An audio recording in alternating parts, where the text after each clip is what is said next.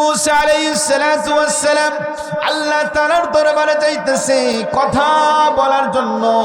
এই জন্য হযরত মুসার লকাব আল্লাহ রাব্বুল আলামিন দিয়েছিলেন কালিমুল্লাহ। আল্লাহ রাব্বুল আলামিন হযরত মুসা আলাইহিস সালাতু ওয়াস সালাম আল্লাহ তাআলার সাথে ডাইরেক্টলি কথা বলতেন। সুবহানাল্লাহ বলেন। ডাইরেক্ট কি বলতেন? কথা বলতেন। হযরত মুসা আলাইহিস সালাতু ওয়াস সালাম উনি যখন আল্লাহ তাআলার সাথে সাক্ষাৎ করার জন্য যাইতেছেন, উনি যখন যাওয়ার পথে রাস্তার ভিতরে একজন ধনী লোক ওনাকে ডাক দিয়ে বলতেছে, ও আল্লাহর নবী মুসা, তুমি কোথায় যাইতেছো? হযরত মুসা আলাইহিস সালাতু ওয়াস সালাম ডাক দিয়ে বললেন, আমি আল্লাহ তাআলার দরবারে যাই। আমি আল্লাহ তাআলার দরবারে এই জন্য যাইতেছি, আল্লাহ তাআলার সাথে কথা বলার জন্য আমি আল্লাহর দরবারে যাই। ওই ধনী লোক ডাক দিয়ে বলতেছে, যেহেতু তুমি আল্লাহর দরবারে যাইতেছো, তোমার কাছে আমার একটা আরজু, মিনতি, তুমি আল্লাহর কাছে যা বলবা যে আল্লাহ তাআলার কোন না শুকরিয়া আদায় করলে আল্লাহ তাআলা আমার ধন দৌলত গুলো কমায় দিবি। আল্লাহর নবী মুসা ওই লোককে ডাক দিয়ে বললেন, বাবা যান, আপনি এই কথা কেন বলতেছেন? আল্লাহ তাআলার কাছে তো আমরা শুকরিয়া আদায় করলে আল্লাহ তাআলা নিয়ামত আমাদেরকে বাড়ায় দেন, কিন্তু আপনি চাইতেছেন না শুকরিয়া আদায় করার জন্য, কেন বলেন তো দেখি? ওই লোকটা ডাক দিয়ে বলতেছে, মুসা, এমন কথা আর কাকে বলবো? আল্লাহ তাআলা আমাকে এত ধন দৌলত, এত নিয়ামত আল্লাহ রাব্বুল আলামিন আমাকে দান করেছে যে আমার নিয়ামত ধন দৌলতের কারণে আমার আয়ত্তে রাখতে পারি না, আমার অঙ্ক কন্ট্রোলে রাখতে পারি না, আমার আয়ত্তে রাখতে না পারি না।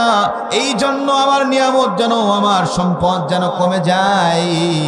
এই জন্য আল্লাহ তাআলার কাছে তুমি শুনে আসবা, আল্লাহ তাআলার কোন নাফরমানি করলে না শুকরিয়া আদায় করলে আল্লাহ তাআলা আমার সম্পদগুলো কমায় দিবি।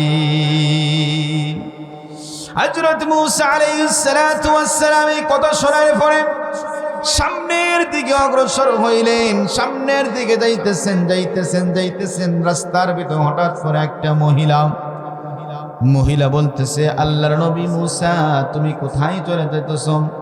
আল্লাহর নবী মুসা ডাক দিয়ে বললেন, আমি আল্লাহ তাআলার দরবারে যাই, আল্লাহ তাআলার কাছে শুনে আসবো আল্লাহ তাআলা এই বছরে কোন কোন নিয়ামত আল্লাহ আমাদেরকে দান করবেন, আল্লাহ তাআলার সাথে কথা বলার জন্য যাই। ওই বুড়িমা ডাক দিয়ে বলতেছে, মাগো, আমার কথা, দুইটা কথা তুমি শুনে আল্লাহর দরবারে পেশ করবা। বলে, কি কথা? কথাটা হলো এই, আমি বুড়ি, দেখো আমি একটা ছোট ঘরের ভিতরে থাকি, আমার কোনো ঘর নাই, আমার কোনো বাড়ি নাই, আমাকে আল্লাহ কোনো সম্পদ দান করে নাই, আমাকে কোনো আওলাদ দান করে নাই, কোনো ধন দৌলত আমার নাই। আল্লাহ তাআলার কাছে শুনে আসবা যে আল্লাহ তাআলার কোন শুকরিয়া আদায় করলে আল্লাহ রাব্বুল আলামিন আমার নিয়ামতকে বাড়ায়া দিবি। সুবহানাল্লাহ পড়েন। হযরত মুসা আলাইহিস সালাতু ওয়াস সালাম বুড়িমা কর কথা শুনে তিনি সামনের দিকে অগ্রসর হলেন।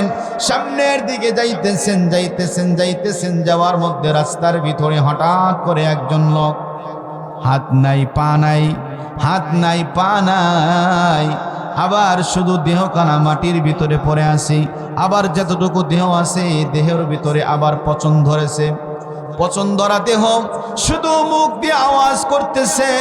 হযরত মুসা আলাইহিস সালাতু ওয়াস সালাম কে ডাক দিয়ে বলল, ও মুসা কালিমুল্লাহ, আমি জানি তুমি এই জামানার নবী মুসা, তুমি তো আল্লাহ তাআলার কাছে যাইবা কথা বলার জন্য, আল্লাহর কাছে একটু বলবা নি যে আল্লাহ রাব্বুল আলামিন আমার হাত নাই, আমার পা নাই, আমার দেহের ভিতরে পচন ধরেছে, আল্লাহ রাব্বুল আলামিন আমাকে দুনিয়ার জমিনে কি জন্য পাঠাইছেন, কি জন্য বানাইছেন, এই কথাটা একটু শুনে আসবা। আল্লাহর নবী ডাক দিয়ে বললেন, ঠিক আছে, তোমার কথা বলবো। আল্লাহর নবী মুসা আলাইহিস সালাতু ওয়াস সালাম এই তিনজনের অভিযোগ আল্লাহ তাআলার দরবারে পেশ করলেন। পেশ করার পরে আল্লাহ তাবারক ওয়া তাআলা ডাক দিয়ে বললেন, মুসা রে, ওই যে রাস্তার ভিতরে প্রথম ব্যক্তি তোমাকে যে বলেছিল যে ওই ব্যক্তি যেই ব্যক্তির ধন দৌলত বেশি, ওই যে কন্যা শুকরিয়া আদায় করলে আমার নিয়ামত সে কমতে হয়ে যাবে, আমার নিয়ামত আমি কমায় দিব, ওই যে প্রথম ব্যক্তি তাকে বলবা আল্লাহ তাআলার শুকরিয়া আদায় করবা, এই কথা তুমি বলে দিবা। হযরত মূসা আলাইহিস সালাতু ওয়াস সালাম, হযরত মূসা আলাইহিস সালাতু ওয়াস সালাম এই কথা শোনার পরে আল্লাহর নবী কথাবার্তা বলার পরে যখন আবার চলতেছেন যাওয়ার পথে প্রথম ব্যক্তির সাথে দেখা, যার দেহ নাই, যার পা নাই, হাত নাই, জমিনের ভিতরে পড়ে আছে, ওই পুরা জমিনটারে তিনি বললেন, দেহখানা তোমাকে আল্লাহ রাব্বুল আলামিন বানাইছেন, এই জন্য বানাইছেন আল্লাহ রাব্বুল আলামিন তোমাকে দিয়ে আল্লাহ তাবারaka ওয়া তাআলা জাহান্নামের একটা গর্ত তোমার দ্বারা পূরণ করবেন, এই জন্য তোমাকে আল্লাহ রাব্বুল আলামিন বানাইছেন। ওই মানুষটার দেহ নাই, হাত নাই, পা নাই। হযরত মূসা আলাইহিস সালাতু ওয়াস সালাম বললেন, আল্লাহ তাবারaka ওয়া তাআলা তোমাকে যে বানাইছে, আল্লাহ তাবারaka ওয়া তাআলা তোমার দ্বারা একটা জাহান্নামের একটা ফাঁকা জায়গা তোমার দ্বারা পূরণ করবে। আচ্ছা বলেন তো, এই কথা শোনার পরে মানুষের মুখ দিয়ে কি শুকরিয়া আদায় হবে না না শুকরিয়া আদায় হবে? জোরে বলেন, কি শুকরিয়া আদায় হবে? না শুকরিয়া আদায় হবে।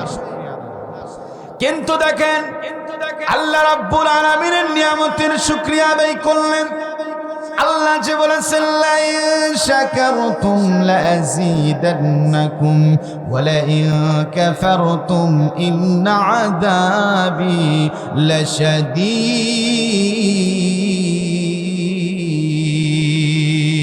আল্লাহু আকবার বলেন। আল্লাহ তাআলা ওই যার দেহ নাই, হাত নাই, পা নাই, মূসা নবীর কথা শোনার সাথে সাথে আল্লাহ তাআলার শুকরিয়া আদায় করে দিলেন। জোরে জোরে সবাই পড়েন, আলহামদুলিল্লাহি রাব্বিল আলামিন। হাত নাই, পা নাই, মুখ থেকে আওয়াজ আসতেছে আলহামদুলিল্লাহ, আলহামদুলিল্লাহ।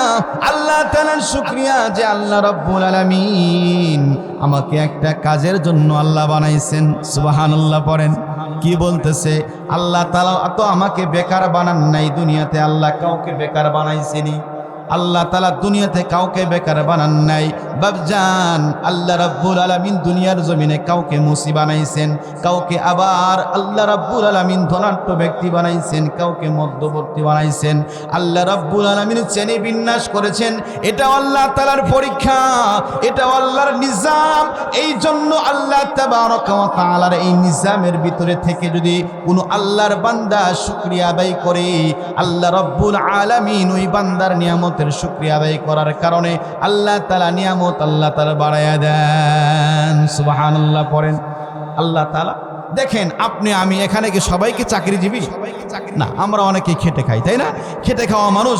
আল্লাহর হাবিব বলেন, খেটে খাওয়া মানুষগুলি যদি এমত অবস্থায় আল্লাহ তাআলার নিয়ামতের শুকরিয়া মানে কি আল্লাহ তাআলার হুকুম আহকামগুলি মেনে চলে এবং আল্লাহ রাব্বুল আলামিনের কথা মতো চলে এবং সে বাকি কাজটা হালাল উপার্জন করে, তার হালাল উপার্জন করার সময়টুকু আমি রব্বুল আলামিন নেকির দ্বারা আমি তার সময়ের ভিতরে কাটাই। সুবহানাল্লাহ জোরে বলেন। এই জন্য হযরত মূসা আলাইহিস সালাতু ওয়াস সালাম বলেন, গভীর মনোযোগ, ওই যে পা নাই, দেহ নাই, তার মুখ থেকে আওয়াজ আসতেছে আলহামদুলিল্লাহ, আলহামদুলিল্লাহি রাব্বিল আলামিন। এই আওয়াজ যখন আসছে, হযরত মূসা আলাইহিস সালাতু ওয়াস সালাম ডাক দিয়ে বললেন, ও উম্মতেরা রে, এই আওয়াজ যখন আসলো আমি হঠাৎ করে দেখলাম ওই মানুষটি তৎক্ষণাৎ একটা সুন্দর দেহ, সুঠাম দেহের অধিকারী একটা যুবকে পরিণত হয়ে গেল। সুবহানাল্লাহ। কি জন্য পরিণত হলো? ওই যে আল্লাহ তাআলার নিয়ামতের শুকরিয়া আদায় করছে। আর আল্লাহ তাআলা বলেছেন, যেই বান্দা আমার নিয়ামত পাইবে, আমার নিয়ামতের শুকরিয়া আদায় করবে, আমি রব্বুল আলামিন আমার নিয়ামত বাড়ায় দিয়ে আমি আল্লাহ তাআলা তার শুকরিয়া আদায়ের অন্তে তার নিয়ামতকে আমি আল্লাহ বাড়ায় দিই। সুবহানাল্লাহ পড়েন। আল্লাহ তাআলা ওই যে হাত নাই পা নাই আল্লাহ তাআলার নিয়ামতের শুকরিয়া আদায় করার কারণে আল্লাহ রাব্বুল আলামিন তাকে সুঠামদের একটি যুবক আল্লাহ তাআলা তাকে বানায়া দিলেন। সুবহানাল্লাহ পড়েন। হযরত মূসা আলাইহিস সালাতু ওয়াস সালাম মনে মনে আল্লাহর শুকরিয়া আদায় করতে করতে আবার সামনের দিকে চললেন। সামনের দিকে যখন যাওয়ার মধ্যে রাস্তার মধ্যে ওই যে বুড়িমার কথা স্মরণ হয়ে গেছে। বুড়িমার সাথে কথাবার্তা বলা শুরু করে দিছি। বুড়িমাকে ডাক দিয়া বলতেছে, ও বুড়িমা, তুমি যে আমার কথা বলেছিলা, তোমার কথা আল্লাহ তাআলার কাছে দিয়া বললাম, আল্লাহ রাব্বুল আলামিন তোমাকে নিয়ামতের শুকরিয়া আদায় করতে বলেছে। বুড়িমা ডাক দিয়া বলতেছে, মহিলারা এমন অবস্থায় যারা মহিলা তো একটু না শুকরিয়া আদায়কারী বেশি হয়, কথা বলেন ঠিক কিনা? এদেরকে যত দিবেন এরা কখনো আপনার শুকরিয়া আদায় করবে না। পর্দার আড়ালের মা ও বোনেরা যারা শুনতেছেন, মন খারাপ কোনো কারণ নেই। ও মা, আপনাদের জন্য ওয়াজ হবে, একটু ধৈর্য ধরতে হবে। আমি জানি অনেকেই ঘরের ভিতর থেকে শুনতেছেন, অনেকেই পর্দার আড়াল থেকে শুনতেছেন। আমি এই জন্য বলতেছি, আল্লাহ রাব্বুল আলামিনের নবী হযরতে মূসা আলাইহিস সালাতু ওয়াস সালাম যখন ওই বুড়িমাকে বলল, আপনি আল্লাহ তাআলার নিয়ামতের শুকরিয়া আদায় করেন, বুড়িমা মহিলা অহংকার করে বলে উঠল, আমার সামান্যতম ঝুপড়ি ঘর, এখানে আবার কি শুকরিয়া আদায় করার আছে? আল্লাহ রাব্বুল আলামিন সঙ্গে সঙ্গে ওই ঝুপড়িখানাটা ঝড়ের গতিতে তা উড়ে নিয়ে গেল। আল্লাহ রাব্বুল আলামিনের নবী হযরত মূসা আলাইহিস সালাতু ওয়াস সালাম তখন ডাক দিয়ে বললেন, মাগরে, যদি আপনি আল্লাহ তাআলার নিয়ামতের শুকরিয়া আদায় করতেন, আল্লাহ রাব্বুল আলামিন আপনার নিয়ামতের শুকরিয়া আদায় অন্তে আল্লাহ তাআলা আপনার নিয়ামত বাড়ায়া দিত, কিন্তু আপনি পক্ষান্তরে আল্লাহ তাআলার নিয়ামতের শুকরিয়া আদায় করেন নাই। এই জন্য আল্লাহ রাব্বুল আলামিন আপনার থেকে নিয়ামত জাইল করে দিয়েছে। এই জন্য আমি বলতে চাই, ইসলামপুর পূর্ব পাড়ার মানুষদেরকে বলতে চাই, আল্লাহ রাব্বুল আলামিন হায়াত তোমাকে দান করেছে, ঘরের ভিতর থেকে তুমি শুনতেছো কিন্তু আসতেছো না। বাবাজান, একটা কথা শুনে রাখো, এমন একটা দিন আসবে, এমন একটা সময় আসবে, যেই সময় তোমার আর আশা লাগবে না, মসজিদের পালকি তোমার দরওয়াজায় পৌঁছে যাবে। কথা বলেন ঠিক কিনা? আজকে তোমার মসজিদের মাহফিলে আসার দরকার নাই, আমি বলি তোমার মসজিদে আসার দরকার নাই, কিন্তু এমন একটা সময় আসবে যেই সময় মসজিদের পালকি তোমার বাসায় যাবে। কথা বলেন ঠিক কিনা? মসজিদের পালকি তোমার বাসায় চলে যাবে, তোমাকে বহন করে নিয়ে আসবি। ওই দিন পারলে বইলো, আমি মসজিদে যাব না, আমি কবরস্থানে যাব না, এই কথা তখন বইলো, দেখো পারো কিনা। এই জন্য বলি, ইসলামপুর পূর্ব পাড়ার বাসীরা ঘরের ভিতরে শুয়ে আছো, এমনি হারাই খারাই বসে আছো, কিন্তু মাহফিলে আসতেছো না। কাল কিয়ামতের ময়দানে তোমরাও দাঁড়াইবা, এই মাহফিল একদিন দাঁড়াইবে। এই কোরআনের মাহফিলকে অপমান করার কারণে কাল কিয়ামতের ময়দানে এই কোরআন তোমাদের বিরুদ্ধে যখন নালিশ করবে, আমাকে সাজানোর জন্য কিছু মানুষ কষ্ট করেছিল, কিন্তু আমাকে এই গ্রামের মহল্লার মানুষরা নষ্ট করে আমার পরিবেশকে ক্ষতি করেছে। কাল কিয়ামতের ময়দানে বাবজান, কোরআন যদি তোমার বিরুদ্ধে নালিশ করে, জাহান্নাম ছাড়ার কোনো দ্বিতীয় রাস্তা নাই। কথা বলেন ঠিক কিনা? প্রক্ষান্তরে কষ্ট করে যদি এই কোরআনের মাহফিলে তুমি বুঝতে পেরেছ, কোরআন কাল কিয়ামতের ময়দানে তোমার জন্য সাক্ষী হয়ে যাইবে। আল্লাহ রাব্বুল আলামিন কোরআন তোমার জন্য সুপারিশ করে করে আল্লাহ তাবারকা ওয়া তাআলাকে ডাক দিয়ে বলবে, আমি কোরআনকে ইজ্জত করার কারণে, আমি কোরআনকে সম্মান করার কারণে আল্লাহ তাআলা তুমি একে শাস্তি দান করো না, একে তুমি আযাব দিও না, একে তুমি গজব দিও না। এ আমার দুনিয়ায় ওই যে ইসলামপুর পূর্ব পাড়ার মসজিদের মাহফিল হইতেছিল, কোরআনের মাহফিল, সেখানে সেই মর্যাদা ইজ্জত সম্মান বজায় রাখছি। এই ইজ্জত সম্মান বজায় রাখার কারণে আমি কোরআনকে সম্মান জানাইছি। আমি কোরআনকে সম্মান করার কারণে আল্লাহ তাআলা তুমি তার সম্মান রক্ষা করো, তুমি তাকে মাফ করে জান্নাত পর্যন্ত পৌঁছে দাও। সুবহানাল্লাহ বলেন। তো আমরা এখানে আসতে পেরে খুশি না বেজার? আমরা একটু আবার শুকরিয়া আদায় করি, বলি আলহামদুলিল্লাহ, আলহামদুলিল্লাহি রাব্বিল আলামিন। আল্লাহ তাআলার শুকরিয়া আদায় করার কারণে আল্লাহ নিয়ামত বাড়ায়া দেন না কমায়া দেন? আল্লাহ নিয়ামত বাড়ায়া দেন। সুবহানাল্লাহ জোরে জোরে বলতেছিলাম ভাইজান, হযরত মূসা আলাইহিস সালাতু ওয়াস সালাম, হযরত মূসা আলাইহিস সালাতু ওয়াস সালাম বুড়িমা থেকে যখন বিদায় নিলেন, ওই যে ধনাঢ্য ব্যক্তি বলেছিলাম, ধনাঢ্য ব্যক্তির সাথে সাক্ষাৎ, ওই ব্যক্তিকে ডাক দিয়ে বললাম, আমি আল্লাহ তাআলার সাথে তোমার ব্যাপারে কথা বলে এসেছি। তোমার ব্যাপারে বলা হয়েছে তুমি আল্লাহ তাআলার শুকরিয়া আদায় করো। তুমি যদি আল্লাহ তাআলা না শুকরিয়া আদায় করো, আল্লাহ রাব্বুল আলামিন তোমার নিয়ামতকে জাইল করে দিবেন। তখন এই কথা বলার সঙ্গে সঙ্গে ওই ব্যক্তি বলে উঠল, আলহামদুলিল্লাহি রাব্বিল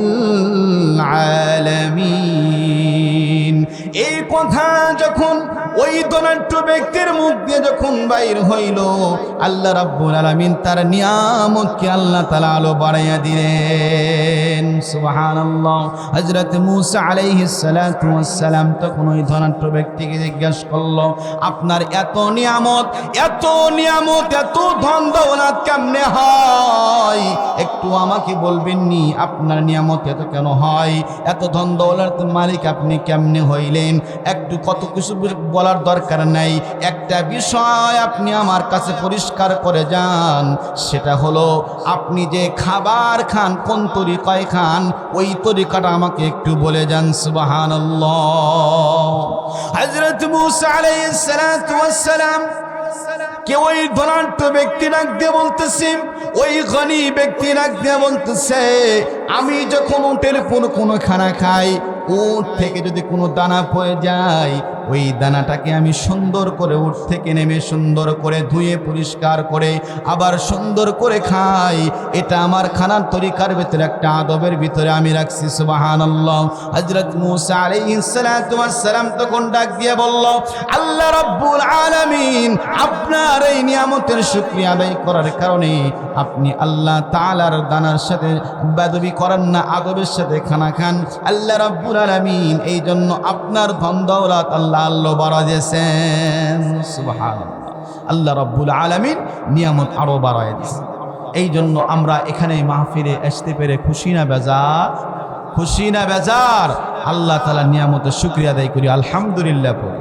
আমি শুরুতেই বলেছি, মানুষ বেশি হওয়া এটা কবুলিয়তের আলামত নয়। কবুলিয়তের আলামত হলো দিল থেকে যদি হয়, ওটাই হলো কবুলিয়তের আলামত। আপনারা জানেন বদরের যুদ্ধের সময় সাহাবীদের সংখ্যা কতজন ছিল? একটু মুখ খোলেন, কতজন ছিল? 313 জন। আর পক্ষান্তরে কাফেরদের সংখ্যা ছিল কত? 1000-এর অধিক ছিল। তারপরও বিজয় কাদের এসেছে? কাফেরদের এসেছে। কথা বলেন, কাদের এসেছে? মুসলমানের বিজয় আল্লাহ রাব্বুল আলামিন দান করেছে। সংখ্যা যদিও কম হয়, আল্লাহ তাআলা যদি কবুল করে, কবুল করার মালিক কে বলেন? আল্লাহ রাব্বুল আলামিন। আমরা কোরআনকে সম্মান জানার অর্থে কোরআনের মাহফিল, কোরআনের ইজ্জতের কারণে বেশি কথা বলবো না। রাত গভীর হয়ে গেছে পাড়ায়, এখন ঘড়ির কাঁটা 55 বেজে 11 মিনিট, 11টা বেজে 55 মিনিট, তার মানে রাত বাজে 12টা প্রায়। বেশি সময় নেব না, অল্প কিছু সময় নেব, মসজিদের স্বার্থে কিছু কথা বলবো। আল্লাহ রাব্বুল আলামিন যেন তৌফিক দান করেন। আসলে দেখেন, মসজিদ, আপনাদের মসজিদ উন্নয়ন কল্পে আল্লাহ রাব্বুল আলামিনের মসজিদ, আল্লাহর ঘর, আল্লাহর ঘরের সাথে যারা বেয়াদবি করেছে ইতিপূর্বে, তাদের ফলাফল ভালো হয়েছে না খারাপ? জোরে বলেন, ভালো না খারাপ? খারাপ হয়েছে।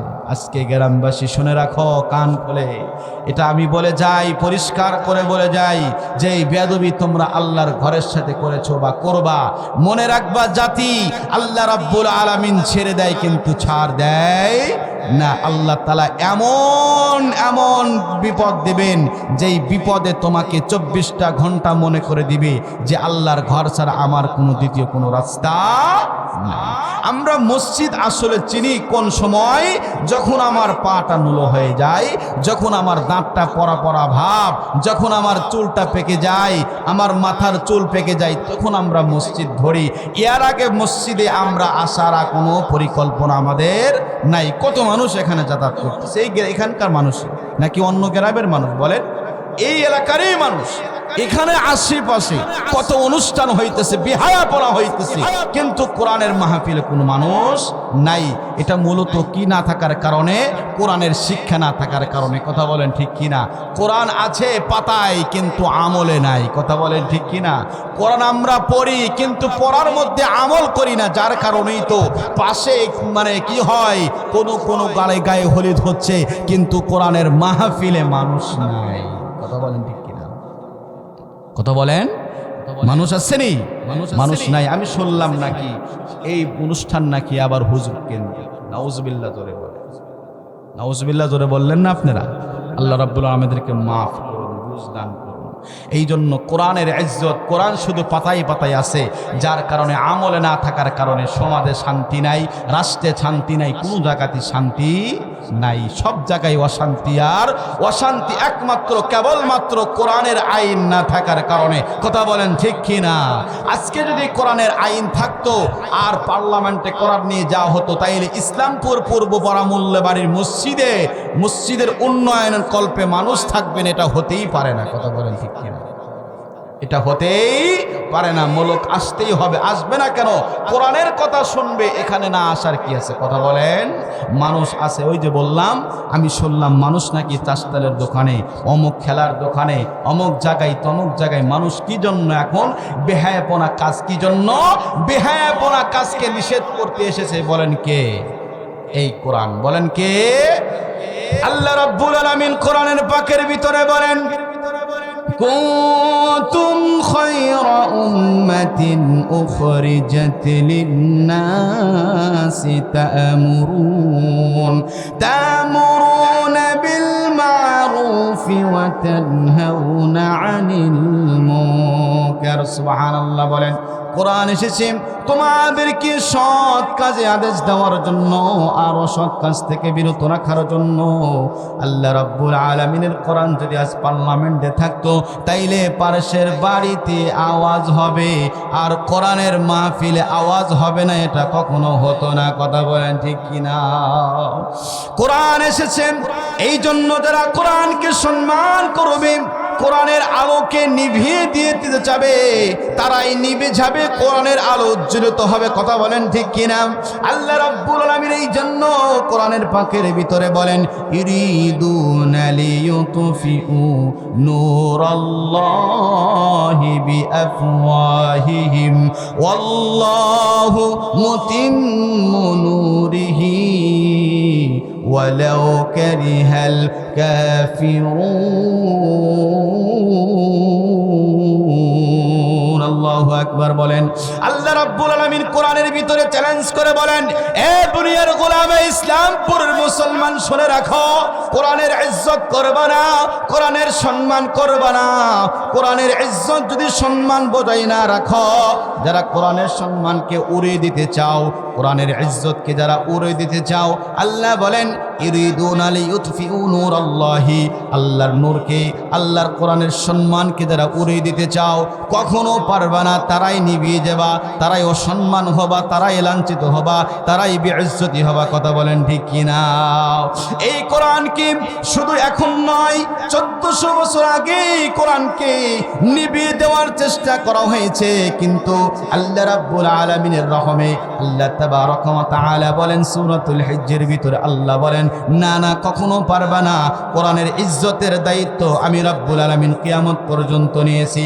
আল্লাহ রাব্বুল আলামিন কোরআনের পাকের ভিতরে বলেন, ইন্না নাহনু নাযালনা যিকরা ওয়া ইন্না লাহু লাহাফিযুন।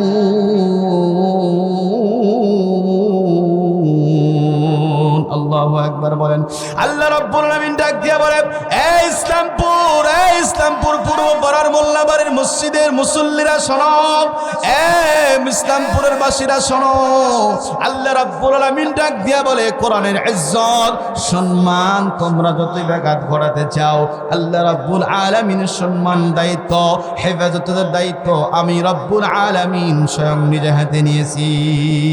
সুবহানাল্লাহ।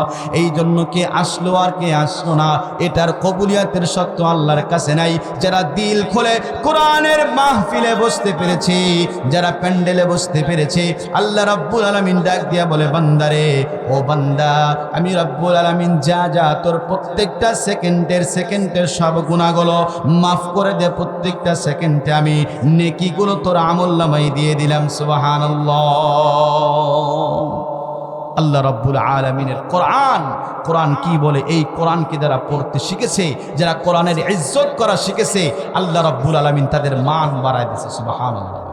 আমি দোয়া করি যারা কোরআনের মাহফিলে বসেছেন, আল্লাহ তাআলা সকলের নেক হায়াত দারাজ করুক, সবাই বলি আমিন। আল্লাহ তাআলার এই যে কোরআনের সম্পর্ক মসজিদের সাথে, কোরআনের সম্পর্ক কার সাথে? মসজিদের সাথে।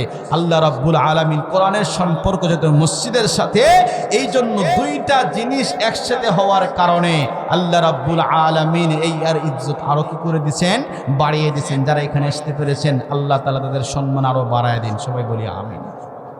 কোরআন, এই কোরআনকে যারা নিভিয়ে দিতে চাইছে, কোরআনকে যারা বোঝে নাই, আল্লাহ রাব্বুল আলামিন এই কোরআনের ভিতরে যারা বুঝতে চেয়েছে, কোরআনকে যারা ইজ্জত করতে চেয়েছে, কোরআনকে যারা সম্মান করতে চেয়েছে, আল্লাহ রাব্বুল আলামিন এদেরকে বুঝার জন্য তৌফিক দান করেছেন, এদেরকে আল্লাহ হেদায়েত দান করেছেন। সুবহানাল্লাহ। হেদায়েত ওই ঘরের ভিতরে শুয়ে থেকে ওয়াজ শুনলে হেদায়েত পাওয়া যাবে না। আল্লাহ রাব্বুল আলামিন সূরাতুল বাকারার ভিতরে বলেন, আলিফ লাম মিম যালিকাল কিতাবু লা রাইবা ফি হুদাল লিল মুত্তাকিন। সুবহানাল্লাহ বলেন।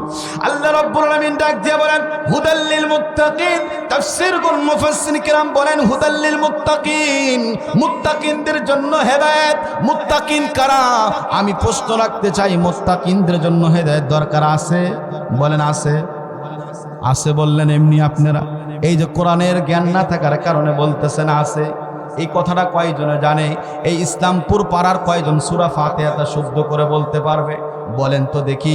এমন ভাব সাপ ধরেছে সবাই আল্লাহ আল্লাহ মতো দাহার হয়ে ঘরের ভিতরে বসে আছে। কথা বলেন ঠিক কি না? এমন অবস্থা হবে, এখন যদি এই ইসলামপুর পাড়ার পূর্ব পাড়ার কোনো একটা মানুষ মারা যায়, তাইলে দেখা যাবে এখানে কোনো আলেম নাই, নিজাম ভাই আলেম মানুষ হিসেবে তাকে ডাকা হবে সর্বপ্রথম। কথা বলেন ঠিক কি না? কথা বলেন না কেন আপনারা? জোরে বলেন। আলেম ছাড়া কোনো গতি আসেনি, কোরআন ছাড়া কোনো গতি আসেনি। পারবেনি ওর 14 গোষ্ঠী মাটি দিতে জানাজা করতে। আসবে কোথায়? আসবে মোল্লাবাড়ি মসজিদের ইমাম সাহেব কোথায়? কথা বলেন ঠিক কিনা? আসবে নিজাম ভাই কোথায়? এ দুনিয়ার গোলাম। এই জন্য বলতে চাই, যারা কোরআনকে রিসার্চ করতে চেয়েছে, আল্লাহ রাব্বুল আলামিন তাদের কপালে হেদায়েত রেখেছেন। কথা বলেন ঠিক কিনা? আমি এই জন্য বললাম হুদাল্লিল মুত্তাকিন, মুত্তাকিনদের জন্য হেদায়েত। হেদায়েত মুত্তাকিনদের জন্য হয় না, হেদায়েত হয় চোর আর বাটপার জন্য। আর ইসলামপুর যারা এখনো ঘরের ভিতরে বসে আছে, এদের জন্য হবে হেদায়েত। কথা বলেন ঠিক কিনা? আচ্ছা বলেন তো, হেদায়েত কাদের জন্য? মুত্তাকিনদের জন্য হেদায়েত দরকার আছে? ওরা তো মুত্তাকি, ওদের জন্য আর হেদায়েতের দরকার আসেনি। হেদায়েত কাদের জন্য দরকার? যারা ইসলামপুর পাড়ার মুসলমান নামে নাম দিয়া ঘরের ভিতরে এখনো বসে আছে, এদের জন্য না হেদায়েত। কথা বলেন ঠিক কিনা?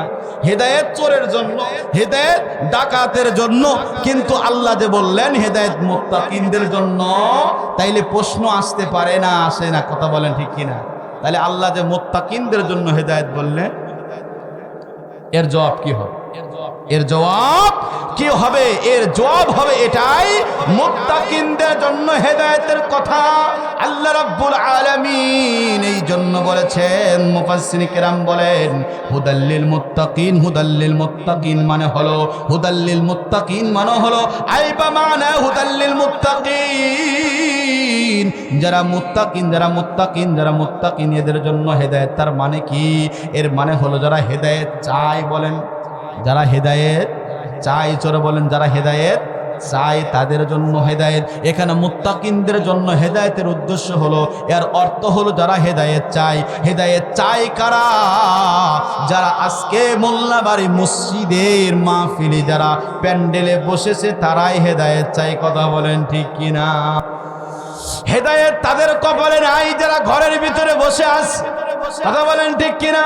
যারা রাস্তায় এদিকে সেদিকে ঘোরাফেরা করে এদের জন্য হেদায়েত নয়। হেদায়েত তাদের জন্য যারা আজকে প্যান্ডেলের ভিতরে বসে আছে, এদের জন্য হেদায়েত, এদের জন্য হেদায়েত। আল্লাহ রাব্বুল আলামিন বললেন হুদাল্লিল মুত্তাকিন, বান্দা আমার ওই বান্দাগুলো যারা সময় ব্যয় করিয়া প্যান্ডেলের ভিতরে বসে আছে, ঘুমকে কামাই করে দেয়া, আমি রাব্বুল আলামিন এদের জন্য হেদায়েত লিখে দিলাম। সুবহানাল্লাহ। আমার কথা কি বুঝতেছেন আপনার? না ভারী মনে হইতেছে? ভারী মনে হইতেছে? ছেড়ে দেব? আর কিছুক্ষণ বলি নাকি? আর কিছুক্ষণ কষ্ট দিই? আর কিছুক্ষণ কষ্ট দিয়ে আমাদেরকে ছেড়ে দেব। আল্লাহ রাব্বুল আলামিন আমাদের সকলকে তৌফিক দান করুক, সবাই বলি আমিন। তাইলে মুত্তাকিনদের জন্য হেদায়েত, বলেন কাদের জন্য হেদায়েত?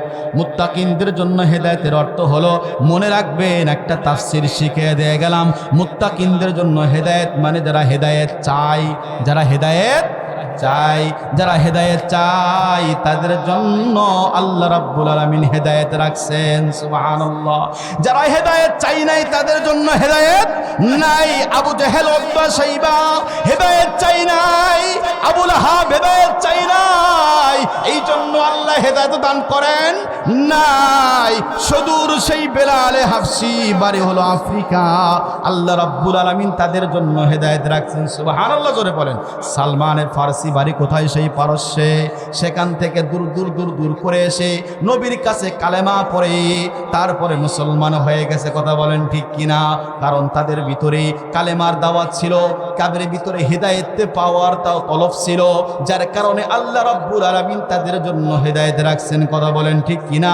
যাদের কারণে আল্লাহ রাব্বুল আলামিন দুনিয়াতে তারা হাঁটে, জান্নাতের ভিতরে তাদের জুতার আওয়াজ শোনা যায়। কথা বলেন ঠিক কিনা?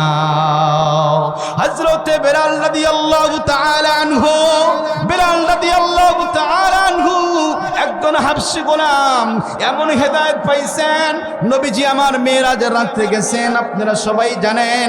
মেরাজের রাতে যাওয়ার পরে আল্লাহর হাবিব জান্নাতের পাশ দিয়া যায়, জান্নাতের পাশ দিয়া যায়, আর জান্নাত থেকে জুতার আওয়াজ পাওয়া যায়। সুবহানাল্লাহ বলেন। জান্নাত থেকে কিসের আওয়াজ পাওয়া যায়? জোরে বলেন কিসের আওয়াজ পাওয়া যায়? জুতার আওয়াজ পাওয়া যায়। এটা কোনো সাধারণ কথা নয় যে দুনিয়া থেকে একজন মানুষ দুনিয়াতে হাঁটে আর এর আওয়াজ জান্নাত থেকে শোনা যায়। সুবহানাল্লাহ। এটা এমনি এমনি হয় নাই, এমনি এমনি হয় নাই, এমনি এমনি আল্লাহ দান করেন নাই। হেদায়েত চাইছেন, এই জন্য আল্লাহ রাব্বুল আলামিন এই সম্মান, এই ইজ্জত আল্লাহ তাআলা দান করেছেন। সুবহানাল্লাহ বলেন। হেদায়েত তাইলে বললাম মুত্তাকিনদের জন্য হেদায়েত, মুত্তাকিনদের জন্য হেদায়েত, যারা হেদায়েত চাইবে তাদের জন্য হেদায়েত। একটা কার্যকরী শোনায়া দিই, যারা কোরআনের পক্ষে থাকতে চায়, কোরআনের দিকে আকৃষ্ট হতে চায়, আল্লাহ রাব্বুল আলামিন তাদেরকে হেদায়েত দান করে। সুবহানাল্লাহ পড়েন। ডেনমার্কের একজন পণ্ডিত, বলেন কোন মার্কের? ডেনমার্কের একজন পণ্ডিত, খ্রিস্টান পণ্ডিত বাপজান, সে ঘোষণা করে দিল সমস্ত সাংবাদিকের সামনে, ৩৫,০০০ দেশের সামনে সে ঘোষণা করে দিল, ৩৫,০০০ সাংবাদিকের সামনে ঘোষণা করে দিল যে আমি দুনিয়ার জমিনে যত বই আছে সব বইগুলো আমি মোতালা করে শেষ করে দিয়েছি। সুবহানাল্লাহ। ডেনমার্কের এই পণ্ডিত খ্রিস্টান বাপজান খ্রিস্টান মানুষ, পণ্ডিত মানুষ, কিন্তু কোরআনের আজমতের কারণে, হেদায়েত চাওয়ার কারণে আল্লাহ তাআলা হেদায়েত দান করে। দেখেন কিভাবে দান করে। কয় হাজার বই মোতালা করেছে বলেন? সব বই মোতালা করে শেখ। কিন্তু সকল সাংবাদিক যখন এই কথা শুনল, ওই সাংবাদিকের মধ্য থেকে একটা সাংবাদিক ছিল মুসলমান ভাইজান আমার, মুসলমান সাংবাদিক তখন দাঁড়িয়ে প্রশ্ন করলো, ও ডেনমার্কের পণ্ডিত, আপনি যে দুনিয়ার সব বই পড়ে শেষ করে দিয়েছেন, কিন্তু আপনার কাছে একটা প্রশ্ন আমি রাখতে চাই। সেই প্রশ্নটা হলো, আমি সব বইয়ের তালিকা দেখলাম, আপনি যতগুলো বই পড়েছেন সব বইয়ের তালিকা আমি দেখলাম, এক এক করে সব বইয়ের তালিকা দেখলাম, কিন্তু আমি খুঁজতে খুঁজতে একটা বই পাইলাম না, যেই বইটা হলো আল্লাহর কোরআন। এই বইটা আপনার তালিকার ভিতর আমি পাইলাম না। সুবহানাল্লাহ বলেন। সব বই কিন্তু পড়া তার শেষ, কিন্তু মুসলমানের একটা বই কোরআন সে পড়ে নাই। সুবহানাল্লাহ বলেন। ওই খ্রিস্টান পণ্ডিতকে জিজ্ঞাসা করলো মুসলমান সাংবাদিক, ও খ্রিস্টান পণ্ডিত, আপনি একটা বই পড়েন নাই, যেই বইটা হলো আল কোরআন, মুসলমানের কোরআন বই। এই বইটা কিন্তু আপনি হাত দিয়ে সন্ন্যায় পড়েন নাই, আপনি কি এই বইটা পড়েছেন? তখন ওই মুসলমান ভাই আমার এই কথা বলার সঙ্গে সঙ্গে খ্রিস্টান পণ্ডিত ডাক দিয়ে বলতেছে, তোমাদের ওই বইটা হলো এমন একটি বই, যেই বইটা পড়লে নাকি মানুষ জঙ্গি হয়ে যায়। নাউজুবিল্লাহ জোরে বলেন। তোমাদের বইটা পড়লে নাকি মানুষ জঙ্গি হয়ে যায়, এই জন্য আমি পড়ি নাই। তখন ইসলামের ওই মুসলমানের সাংবাদিক দাঁড়াইয়া বললেন, না না না না, কে বলেছে, কে বলেছে, কে বলেছে এই বইটা পড়লে জঙ্গি হয়ে যায়? এই বইটা আমার কাছে আছে, প্লিজ গিভ মি, আপনাকে আমি যে এই বইটা দান করব, এই বইটা সুন্দর করে আপনি বাড়িতে নিয়ে যাবেন, বাড়িতে নিয়ে যাইয়া সুন্দর করে একটু অনুচ্ছেদগুলো দেখবেন, সুন্দর করে মোতালা করবেন, দেখেন আপনি কেমনে কি হয়।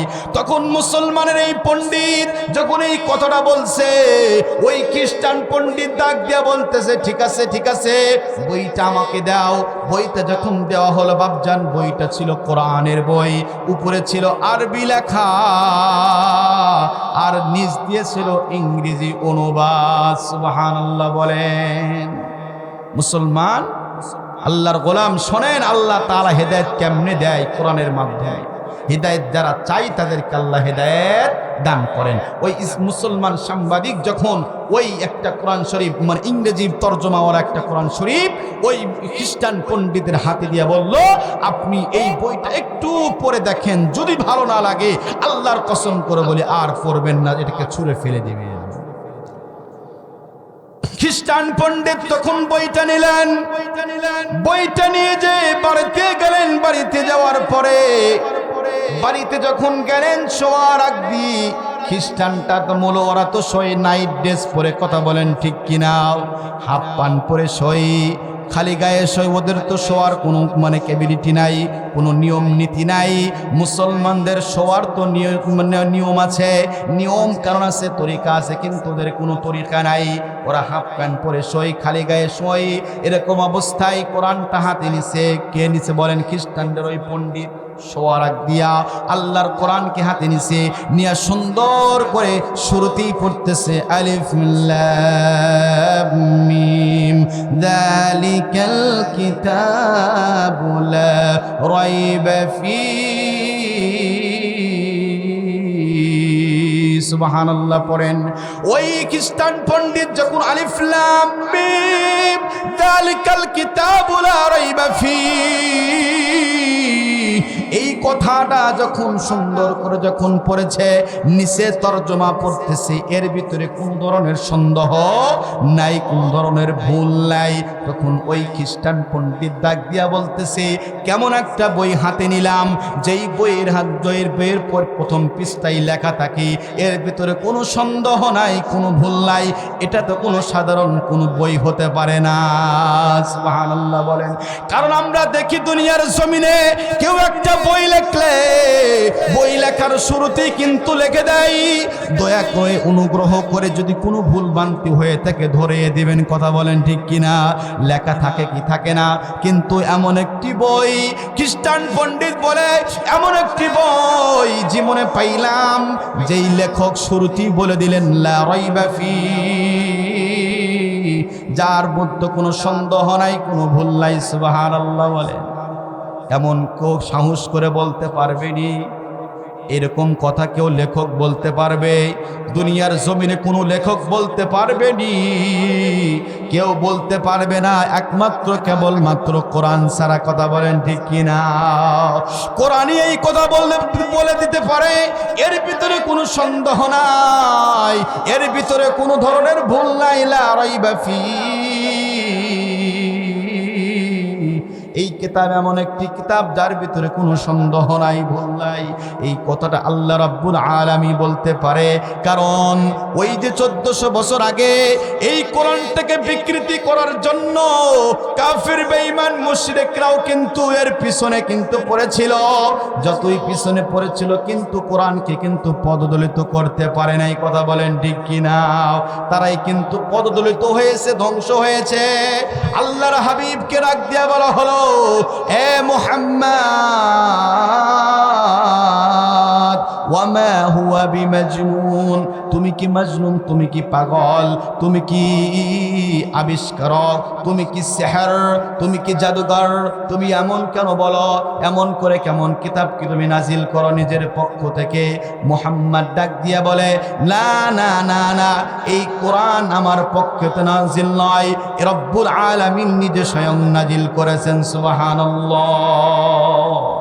আল্লাহ রাব্বুল আলামিনের হাবিবের এই কথা শুনে কাফির মুশরিক বেঈমানরা বলতেছে, এটা কখনো আল্লাহর কালাম হতে পারে না, এটা মানুষের কালাম।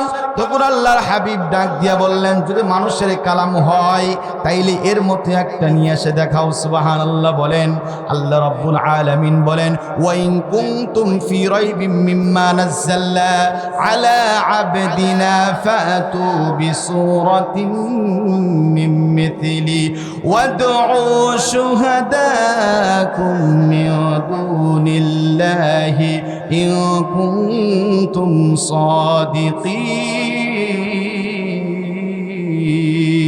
সুবহানাল্লাহ বলেন।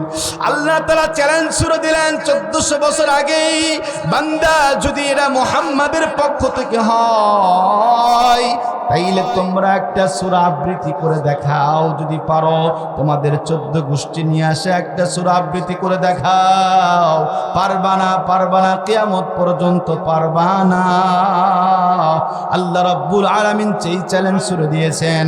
ওই যে খ্রিস্টানদের পণ্ডিত বলতেছিলাম লা রাইবা ফি, এই শব্দ পড়ার সঙ্গে সঙ্গে যখন এই কথা শুনছে সঙ্গে সঙ্গে বিছানা থেকে লাফ দিয়ে উঠেছে। লাফ দিয়ে উঠে আল্লাহর কালেমা পরে পরে সুন্দর করে পড়তেছেন, লা ইলাহা ইল্লাল্লাহু মুহাম্মাদুর রাসূলুল্লাহ। সুবহানাল্লাহ বলেন। তাইলে হেদায়েত কাদের জন্য বলেন? মুত্তাকিনদের জন্য হেদায়েত, যারা কোরআনকে সম্মান করে, কোরআনের ইজ্জত যারা বজায় রাখতে চায়, কোরআনের সম্মান যারা বজায় রাখতে চায়, আল্লাহ রাব্বুল আলামিন তাদের জন্যই হেদায়েত রেখেছেন। সুবহানাল্লাহ।